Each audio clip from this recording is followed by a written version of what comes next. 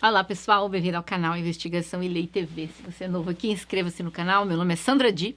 Eu venho aqui toda terça e sexta trazer casos solucionados, casos sem solução e também de desaparecimentos misteriosos. Vamos ao caso de hoje. Magali Bamu nasceu em 21 de fevereiro de 1983 na República Democrática do Congo, na África. Congo tem por volta de 23 milhões de habitantes, é um país que esteve em conflito armado por muitos anos. Em 1988, os pais da Magali, Pierre e Jacqueline, escaparam da guerra civil, fugindo do seu país, e eles fugiram para a França. Então, eles foram recebidos como refugiados e a Magali, naquela época, tinha 5 anos. E onde o pai dela acabou se dedicando à carpintaria de imóveis de alto padrão para restaurantes e hotéis.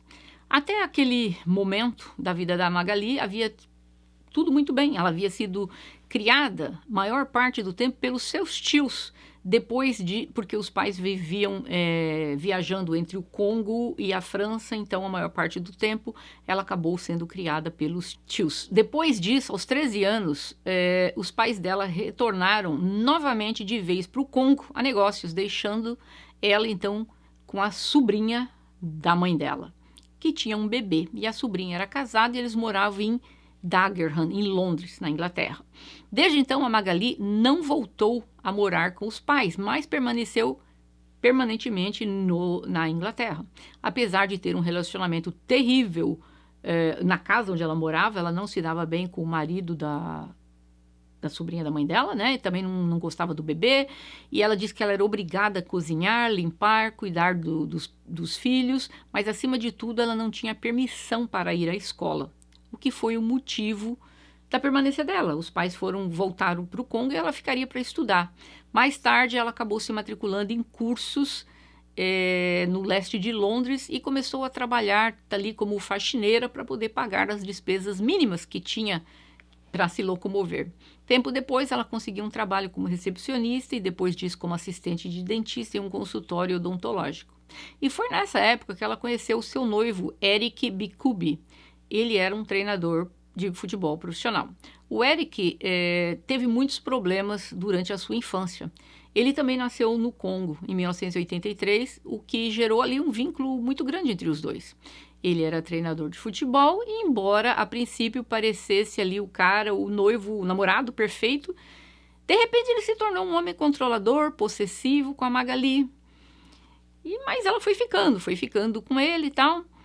E só que tem uma coisa, esse cara, quando ele se mudou para a Inglaterra, ele já era adulto. Então ele era super apegado às crenças religiosas do seu país, sendo uma delas a bruxaria, conhecida nesse caso como Kindoki. O termo Kindoki refere especialmente a um espírito que possui uma pessoa específica.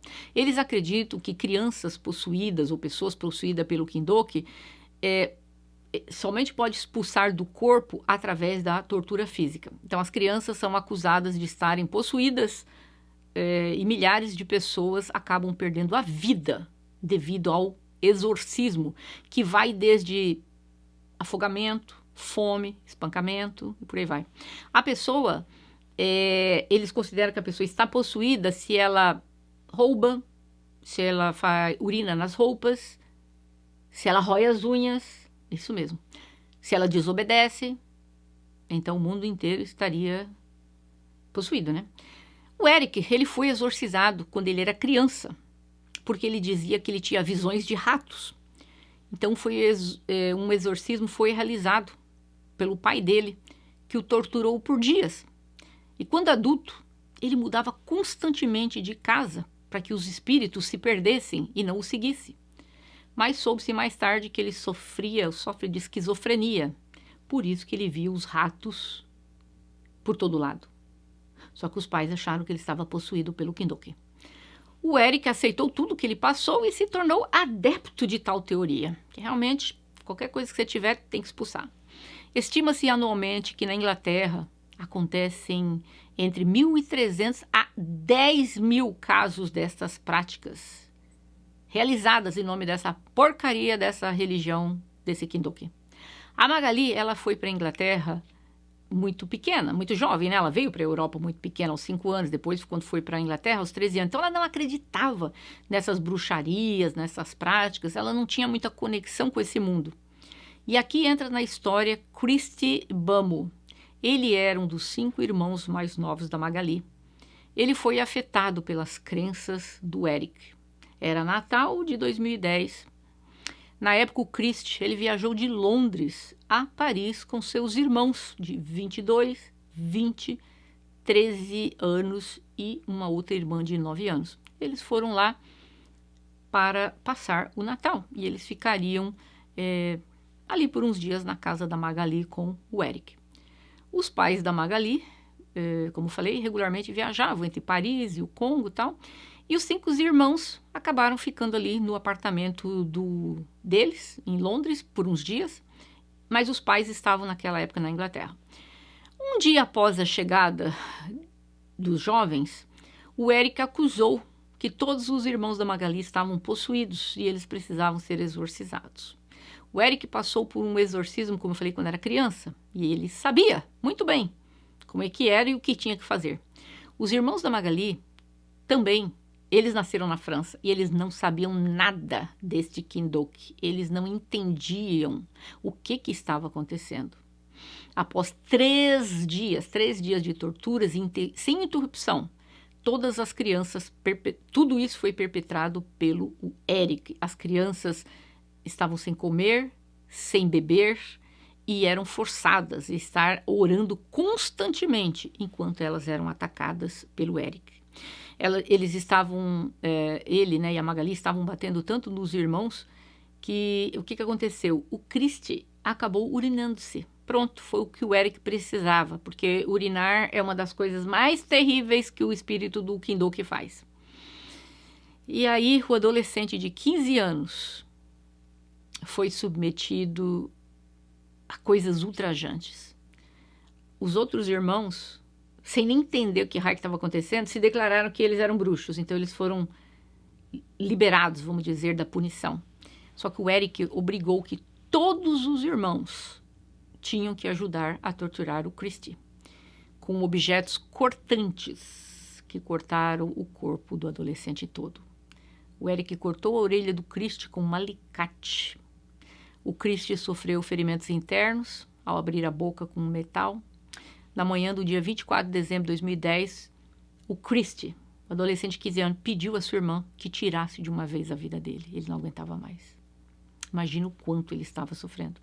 A certa altura, o Eric disse-lhes para saltarem pela janela para ver se eles conseguiam voar, os irmãos dela.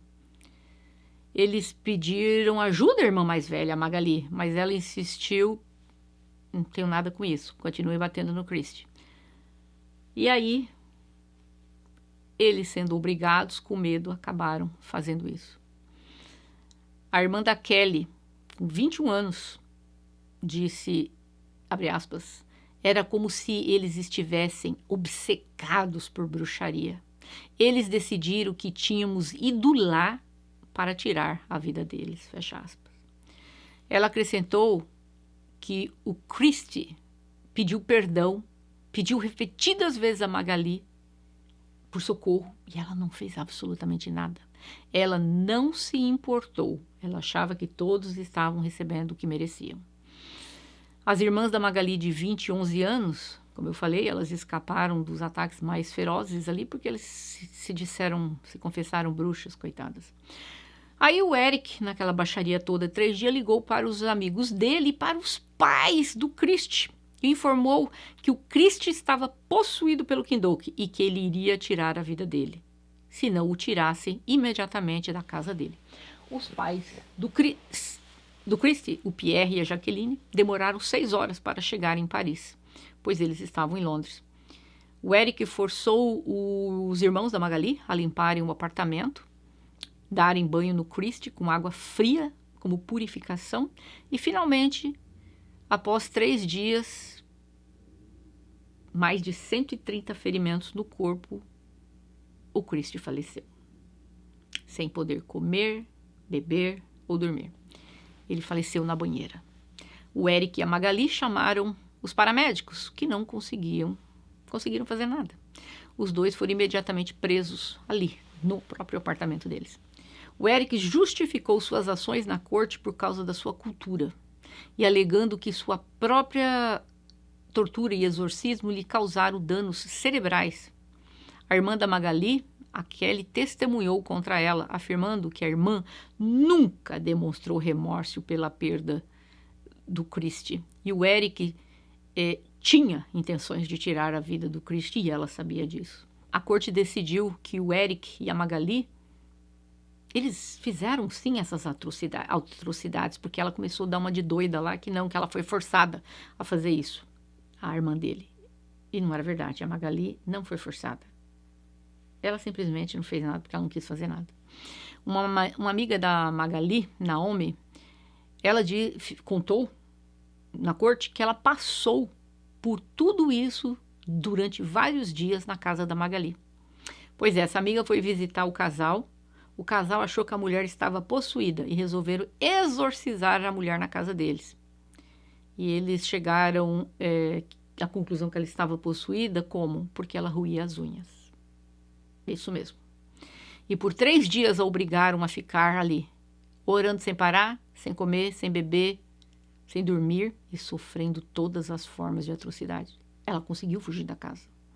E a Magali foi punida pelo Eric, porque a amiga dela fugiu do apartamento. Ele espancou a Magali e a obrigou a comer terra. Por causa desse abuso, ela o abandonou por um tempo. Ela o deixou e foi ficar em um abrigo de mulheres, mas reconciliou-se com o Eric.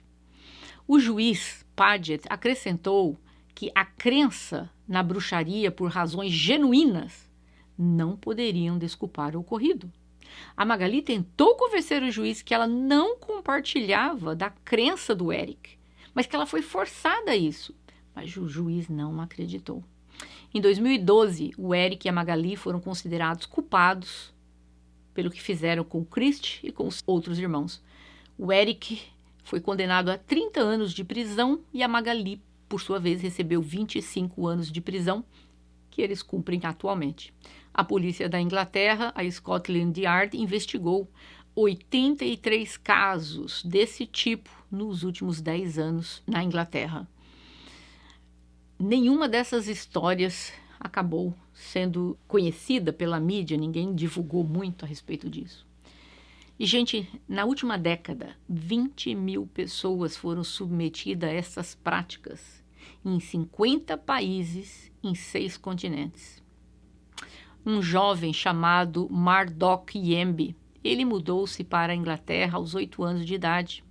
Após o falecimento da sua mãe no Congo, a família culpava esse rapaz pelo falecimento da mãe dele, porque disseram que o menino estava possuído. Então, ele foi mandado para a Inglaterra para morar com os tios. Ele tinha 7 irmãos, mas aqui, pelo que eu encontrei, só foi ele mandado para lá. Os tios o acusaram da bruxaria e disseram que iriam mandá-lo ao Congo para ser exorcizado.